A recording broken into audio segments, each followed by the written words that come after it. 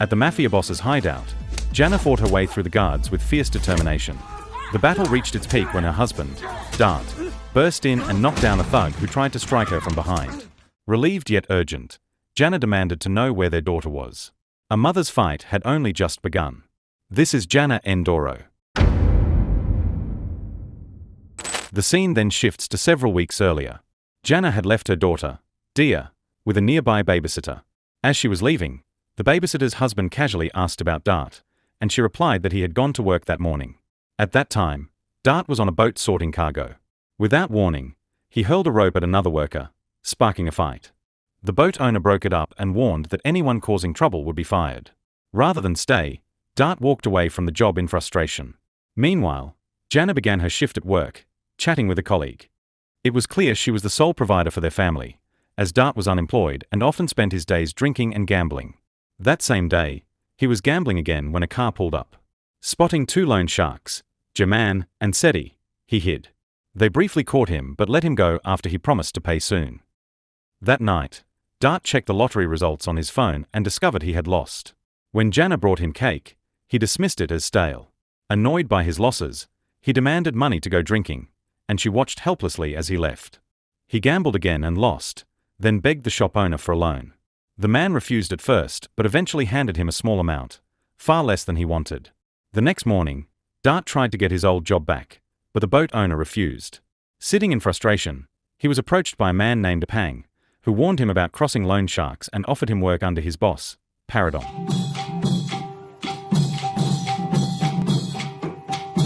That night, Paradom and his wife, Tan, attended a dance performance, receiving applause as patrons of the studio.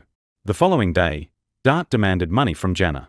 When she said she had none, he searched the cupboard, found cash and a gold necklace, and ignored her protests that it belonged to Dia. When she tried to stop him, he struck her and left.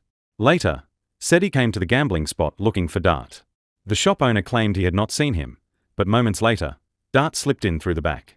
He paid his debt with the gold necklace, receiving far less than it was worth. With no hesitation, he took the money and went straight back to gambling instead of returning home. At home, Jana sat quietly, holding the last of her money as she watched Dia sleep. With no other choice, she took her daughter to look for work at food stalls, but every attempt ended in rejection. Unaware, a man watched her from a distance. Elsewhere, on a bridge, Paradom refused to move his car aside for another vehicle. Confident in his own territory, he stepped out to confront the driver, only to freeze when he recognized Omar, a respected elder and feared martial artist. Omar warned him to think carefully before acting, or face the consequences. Before it escalated, Tan urged Paradom to back down, and he reluctantly moved aside. Later, Jana was playing with Dia when the man who had been watching her approached and offered her a job. She was instantly relieved, but when he asked about her husband, her smile faded. Meanwhile, Paradom met with a Pang, who introduced Dart. Initially skeptical, Paradom agreed to take him on, trusting a Pang's word. That night, Omar discussed the bridge incident with his daughter, Pa, dismissing Paradom as nothing more than a reckless fool. The next day, Dart began working for Paradom, transporting smuggled goods to a nearby village. That evening, a Pang drove him home and handed him his pay. As soon as a Pang left, Jana confronted Dart, suspecting his work was illegal. Dart grew angry, accusing her of meddling when he was only trying to earn money. Soon after, Dart visited loan shark Nazir and confidently paid off his debts. When asked about his sudden wealth, Dart claimed their business was finished. Nazir advised him to stay out of debt, while Jaman and Seti mocked him. At home, Jana again pressed him about his job, saying she had heard rumors of criminal activity. Dart brushed it off and gave her some of his earnings. Later, while hanging laundry, Jana received a call from a co-worker about a sick friend. She visited and gave the friend the money Dart had given her, believing they needed it more. Meanwhile, Dart was gambling with Paradom during work hours. After losing everything, he went back to Nazir for another loan. When Nazir learned Jana had received some money, he lent Dart even more, allowing him to keep gambling. By night, Dart had lost it all.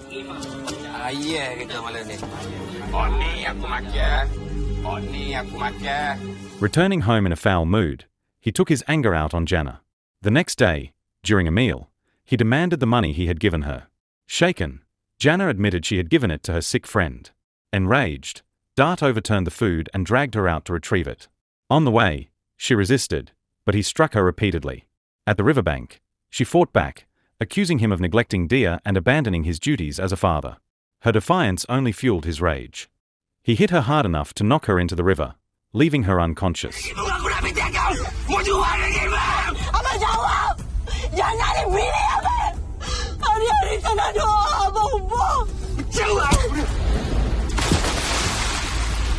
As he moved to help her, Jana and Seti appeared, spotting his car. Fearing trouble, Dart fled, leaving her in the water. That afternoon, Jana awoke on the riverbank, too weak to walk far. She collapsed by the roadside, where Pa and her husband found her and brought her home, determined to help her recover. Elsewhere, Dart was still hiding from the loan sharks. Out of options, he turned to Apang for help. Apang soon arrived with food, and during their conversation, Dart admitted he could not hide forever and begged for money. Apang agreed to help, but said the only source he could tap was Paradom. Meanwhile, Jana woke up at Omar's house, calling out for Dia. Omar and his daughter quickly comforted her and asked where the child was.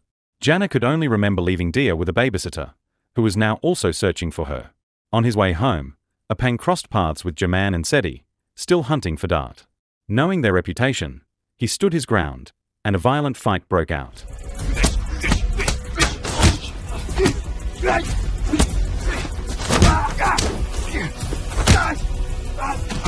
Apang overpowered them and drew a pistol, sending them running. The next day, Dart went to meet a buyer for Paradom's goods in a nearby village. Apang had warned him that the buyer, Hazyim, was Paradom's rival and that doing business with him could be dangerous. Desperate for money, Dart ignored the warning. When he arrived, he unloaded the goods, revealing a hidden stash of pistols. Hazyim was impressed and offered even better pay for future work before handing over the money. Back in Paradom's territory, his men reported Dart's dealings to their boss. Viewing it as betrayal, Paradom ordered them to bring Dart in. That night, they found him eating at a roadside stall. At first, he stayed calm, but then he flipped the table and ran for his car.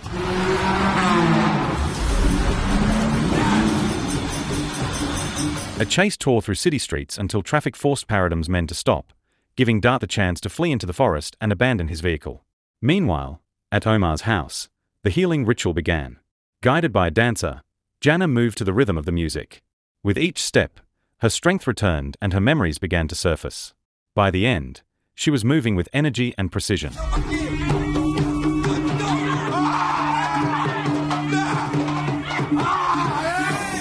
The next morning, Paradom scolded his men for failing to catch Dart. As he prepared to punish them, Tan suggested targeting someone close to Dart instead of using brute force. At the same time, Jana recalled fleeting images of Dia playing on the beach. Pa saw this as proof the ritual was working. Suddenly, a thief tried to snatch Pa's jewelry. Jana reacted instantly, disarming and pinning him with precise silat moves despite his knife.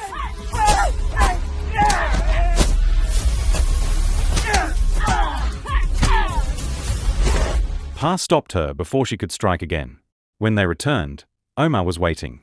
Without warning, he attacked Jana with his stick to test her.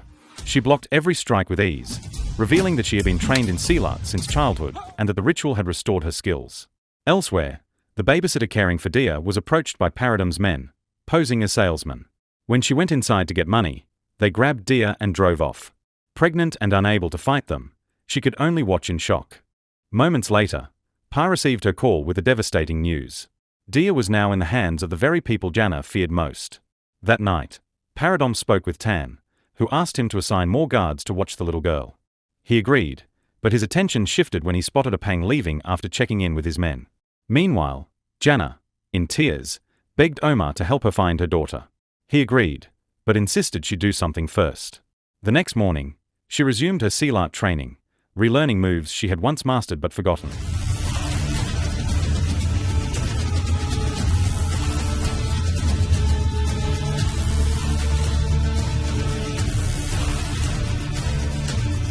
Midway through, word came that Dia was being held at Paradom's place.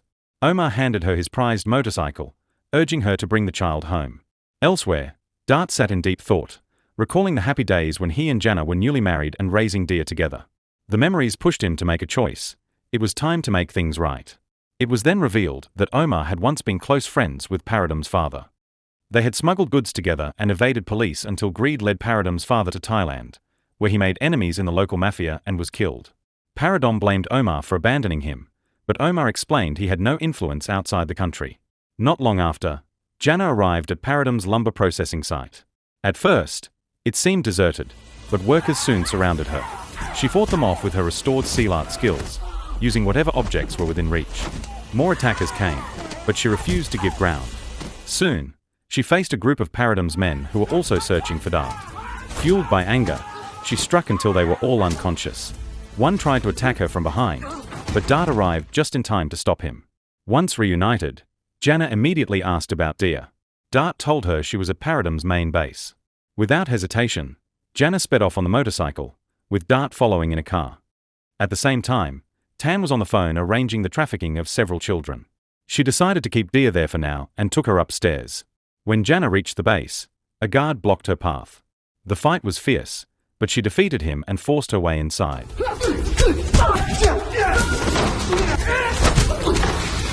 Meanwhile, Dart confronted Paradom and demanded his daughter's return.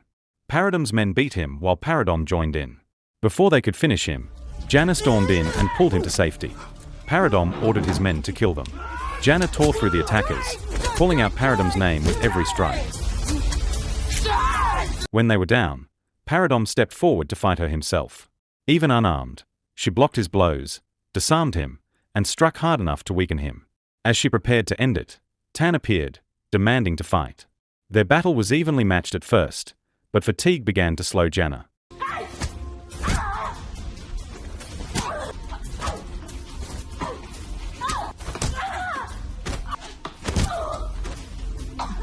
Strong hits knocked her to the floor, until memories of Dia gave her the strength to rise again. Adjusting her stance, she dodged, countered, and broke through Tan's defenses, landing a decisive blow that knocked her out. Jana rushed upstairs, found Dia, and held her tightly as tears streamed down her face. Meanwhile, Dart discovered Paradom injured and reached for a weapon, but Apang entered with a gun. Paradom's relief turned to shock when Apang aimed at him instead, revealing he was an undercover police captain who had infiltrated the group to gather evidence. With proof in hand, he arrested Paradom and his men. Dart joined Jana and Dia upstairs, apologizing for his violence and gambling, and promising to change. Seeing the sincerity in his eyes, Jana forgave him. Together, they walked away as a family once again. So the moral of the story is, if you keep gambling and acting like a jerk, life will kung fu you in the face until you learn your lesson.